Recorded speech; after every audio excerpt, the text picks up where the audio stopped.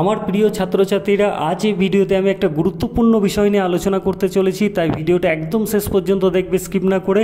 আর যে বিষয় নিয়ে আজকের ভিডিওতে আলোচনা করব, এটা শোনার পর তুমি বিভিন্ন কলেজ অ্যাডমিশন থেকে শুরু করে অন্যান্য যে কোনো কোর্সে অ্যাডমিশন অথবা চাকরির ক্ষেত্রে, চাকরির পরীক্ষায় যখন তুমি বসবে, চাকরির ক্ষেত্রেও কিন্তু তুমি অনেক সুযোগ সুবিধা পেতে পারো। তো কিভাবে তুমি এই সুযোগ সুবিধা পাবে সেই বিষয়ে আজকের এই ভিডিও। তো ভিডিওটা স্কিপ না করে অবশ্যই শেষ পর্যন্ত দেখো, এবং চ্যানেলটি যদি সাবস্ক্রাইব করা না থাকে অবশ্যই চ্যানেলটি সাবস্ক্রাইব করে রেখো। তো দেখো, এখানে বলা হচ্ছে ইডব্লিউএস সার্টিফিকেট ওয়েস্ট বেঙ্গল কারা যোগ্য, মানে এই সার্টিফিকেটটা কারা করতে পারবে, আর কি কি কাগজ লাগবে, মানে ডকুমেন্টস কি কি লাগবে, আর অনলাইন পদ্ধতিই বা কী, এই সমস্ত বিষয় নিয়ে আজকের এই ভিডিওতে আলোচনা হবে, তাই শেষ পর্যন্ত দেখো। দেখো এখানে বলা হচ্ছে এসসি এসটি ওবিসি কোটার বাইরেও জেনারেলদের জন্য কি রয়েছে। অনেকেরই এটা প্রশ্ন থাকে যে এসসি এসটি ওবিসি এরা তো অবশ্যই সংরক্ষণ পায়, সেটা কলেজ অ্যাডমিশন হোক, কোনো কোর্স অ্যাডমিশন হোক অথবা চাকরির পরীক্ষায়, মানে আলাদা করে রিজার্ভেশন থাকে, অর্থাৎ সিট সংরক্ষিত থাকে, আলাদা করে আসন সংরক্ষিত থাকে।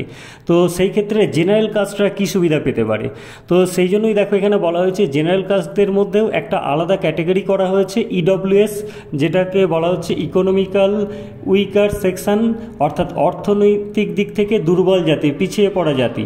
তো এই ইডব্লিউএস সার্টিফিকেট তুমি কিভাবে বানাবে, এসসি এসটি ওবিসি সম্প্রদায়ভুক্ত যারা আছো তারা এই সার্টিফিকেটটা বানাতে পারবে কিনা, এই সমস্ত কিছু নিয়েই আলোচনা করব। তো দেখো এখানে এরপর আসছি, বলছে কেন্দ্র সরকারের তরফ থেকে সম্প্রতিকালে ইকোনমিক্যাল উইকার সেকশন বা আর্থিকভাবে দুর্বল জাতি একটি কোটা প্রকাশ করা হয়েছে, যার রিজার্ভেশন সিট থাকছে 10%। অর্থাৎ আপনি যদি এই কোটার অন্তর্ভুক্ত হতে চান সেই ক্ষেত্রে আপনাকে মানে যে কোনো, এখানে বলা হচ্ছে দেখো চাকরি বা পড়াশোনার জন্য 10% অবধি সিটের রিজার্ভেশন থাকবে।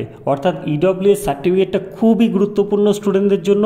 তোমরা সবাই চেষ্টা করবে ইডব্লিউএস সার্টিফিকেটটা যাতে তুমি তৈরি করে নিতে পারো। তার জন্য কী কী ডকুমেন্টস লাগবে সেটা বলছি। আর এসসি এসটি ওবিসি সম্প্রদায়ভুক্ত তোমরা ইডব্লিউএস সার্টিফিকেট, যেহেতু তোমাদের একটা সার্টিফিকেট আছে, তাই তোমরা এটা পাবে কিনা, অ্যাপ্লাই করতে পারবে কিনা সে বিষয়ে আলোচনা করে নেব, নাকি এটা শুধু জেনারেলদের জন্য। তো চলো দেখা যাক, বলছি কিভাবে এই সুবিধা পাবে।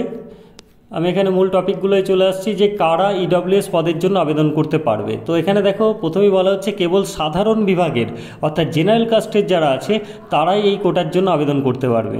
অর্থাৎ এসসি এসটি ওবিসিরা কিন্তু এই কোটার জন্য আবেদন করতে পারবে না, কারণ তারা অলরেডি একটা কোটার মধ্যে থাকছে। তাই তো বলছে এই কোটার আওতাধীন ব্যক্তিদের কী হতে হবে, বার্ষিক অবশ্যই, মানে বছরে অবশ্যই 8 লক্ষের নিচে হতে হবে বার্ষিক আয়। মানে বার্ষিক আয়, বছরে আয় 8 লক্ষের নিচে হতে হবে তার ফ্যামিলির। বলছি প্রার্থীর বা প্রার্থীর পরিবারের জমির পরিমাণ 5 একরের কম হতে হবে। আর যদি শহরে বসবাসকারী হয় সেই ক্ষেত্রে তাদের যে আবাসিক ফ্ল্যাট, সেই ফ্ল্যাট 1000 বর্গফুটের কম হতে হবে। আর বলেছে অবশ্যই বৈধ বিপিএল রেশন কার্ড থাকতে হবে, অর্থাৎ দরিদ্র সীমার নিচের বৈধ যে কার্ড সেটা থাকতে হবে। তাহলে এই ডকুমেন্টসগুলো অবশ্যই থাকতে হবে। আর ডকুমেন্টস আরও কী কী লাগবে সেগুলো আলোচনা করে নিচ্ছি, কারা অ্যাপ্লাই করতে পারবে সেটা পেলে।